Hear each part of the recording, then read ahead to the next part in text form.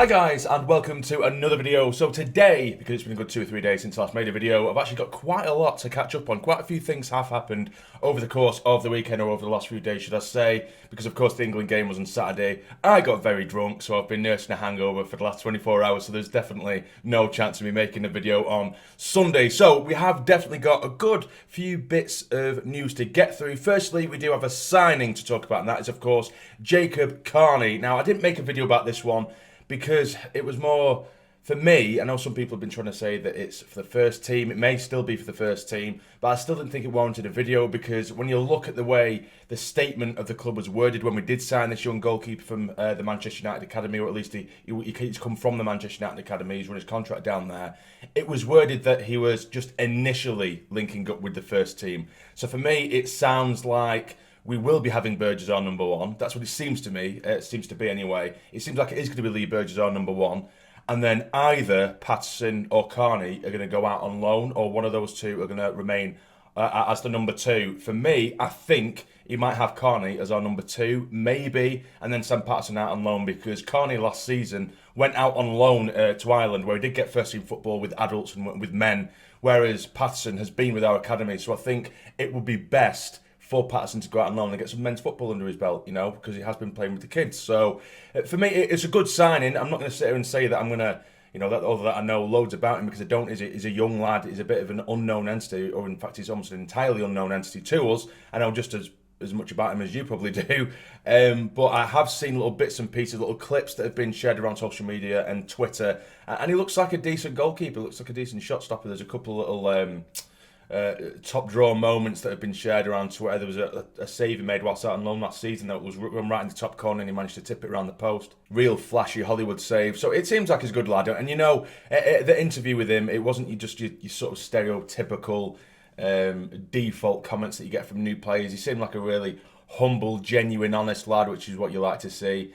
And yeah, for someone to have even been in the Manchester United Academy, which of course everyone knows is such a high calibre and high standard academy, you've got to have something about you. So I more than welcome that signing, Jacob Carney. But of course, we want new signings that are definitely going to fit in and slot in to this first team of ours, because as I'm repeating myself every video now, we're absolutely bare. But heading on to the next piece of information, which is relating to new players, or contract should I say. It is rumoured that during the 2-2 draw with Spennymoor, which is of course something I'll get onto in a minute as well, it is rumoured that a fan or a couple of fans were speaking with Lee Johnson in the dugout, and Lee Johnson had admitted and had said that Luke O'Nien has signed a new deal. But then after the post-match interview, he did say that it's looking likely, it's looking closer with Luke O'Nien. So it's not necessarily like it's completely over the line, but it is looking very likely, which I'm absolutely buzzing with if that is the case. In fact, it could come out today that Luke O'Nien has signed a new deal, and hopefully that is the case, as I just mentioned. But now getting on to the 2-2 draw against Spennymoor. So we did draw 2-2 away from home. O'Brien got an early goal, and then we let two in, and then we got one back through Ellis Taylor. The goal from Ellis Taylor, by the way, the young lad, he looked brilliant. Of course, I didn't watch the game. Not many people did unless you were actually at the game. But looking at the highlights, his goal in particular, it looked like he definitely had something about him. It was a cracking strike. He's shifted in from right to left inside the box, and he's absolutely drilled it into that top right-hand corner at the near post. So that's good to see that we've got him tied down. I think it was a 2-year deal we got him down on as well, wasn't it, Ellis Taylor? Good little goal for him. Nice to see. And of course, a lot of people, not a lot of people, or some people maybe took that result a bit too seriously.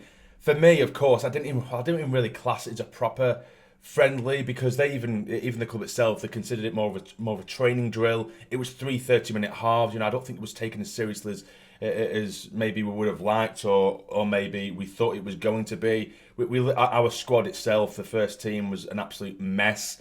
There was 2 centre-backs on the pitch, or 2 defenders on the pitch, that was it. It was literally like 7 attackers and 2 defenders. And Will Grigg started, which shows how much we're lacking.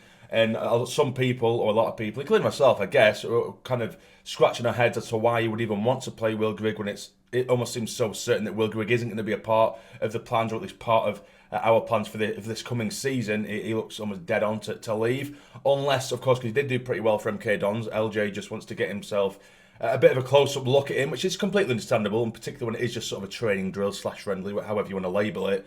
So I do kind of understand, but yeah, we did draw 2-2, and it was a massively makeshift squad, so I'm not reading too much into it. It was obviously a fitness drill. That's all it was for me. The first half an hour or so, or however they worked it, it was first team players, and then they just chuck the kids on.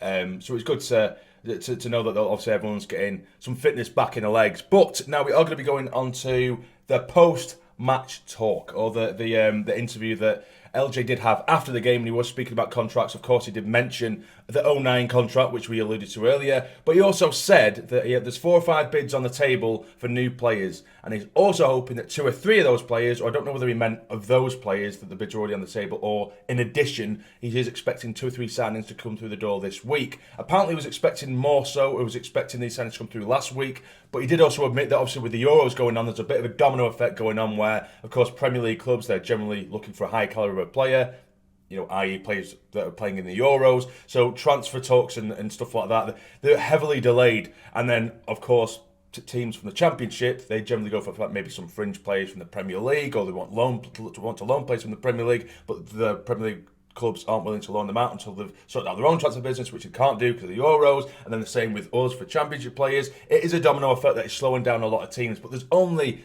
so many times you can use that excuse. Of course, it's not, as I'm recording this, it's only the 5th of July, but at the same time, Lee Johnson keeps saying that, a lot of other clubs in League One are struggling to get players through the door, but that isn't the case. There's actually been a lot of movement in League One, and I think we're the only clubs at the minute that haven't made one signing. I mean, you can maybe say Jacob Carney is, but it's a backup goalkeeper, or maybe even he's going to go into the under-23s. We don't even know that much yet. So at the moment, we're pretty much sitting on 0 signings. We have 8 or 9 senior players, and the standard is very poor. Not poor, that's a bit harsh, but it's definitely, we don't have the standard in right now of a team that are heading for top 6, let alone the top 2. So we need to get players through the door, and a lot of players. Of course, I prefer quality over quantity, but we need quantity because we've got barely any players. So it'd be interesting to see what works out throughout this week. We might see, like I say, today there might be a bit of news about Luke O'Nien. We might get even a signing over the line. So you might get another video later on today, but we shall see. So that is everything covered. I know there's quite a bit for me to get through today, so it might have come across a little bit of a mess, but let me know in the comments down below what you think about that. What do you think about the 2-2 draw with Spennymoor? What do you think about the signing of Jacob Carney? Is he going to be a first team player? Is he going to be an under-23s player? Is he going out on loan? What about O'Nien? Would you like him to sign a new deal? I know that I would. I absolutely want him to sign a new deal. And of course, 2 or 3 players are rumoured to come around this week, or at least sign on this week. What kind of players would you like to see the club sign? Again, let me know in the comments down below. But if you've enjoyed this video, please hit the like button for me. It'd be massively, massively appreciated. And subscribe to the channel if you're not already to become a fully fledged member of the Sarny Army. But for now, you take care and stay jammed.